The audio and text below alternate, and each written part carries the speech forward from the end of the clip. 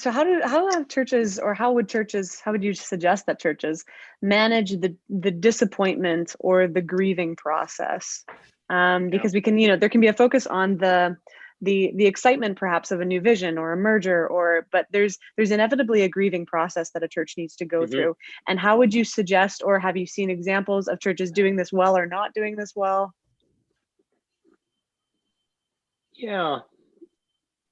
I think that, like I said, in my experience, what I've seen in terms of like the first church merger that I took place with Tap Richmond, and I know of some others where there was a merger or a renewal, and most of the members just left. They found other churches to go to. They weren't willing to be part of the community. And so I think they're still dealing with a sense of loss, a sense of grief, and it feels like, you know, uh, yeah, nothing happened. But I do feel like anything, um, I've seen churches that have really relished in the idea that death isn't death. Death actually leads to resurrection. It's biblical. It's kind of what we believe in, right? Like, things come to life. Things have to die in order to come to life.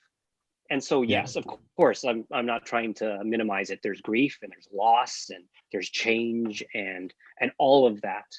But we firmly believe that death leads to resurrection, and there is that hope of a Mhm. new thing happening, a new reality, fresh expression, all of those things. And I think that yeah, it is taking the time to grieve and to to remember and to reflect and lose things.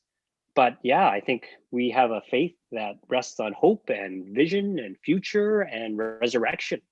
And yeah, that's the hope, that not to minimize grief again, but the hope is, yeah, resurrection that comes.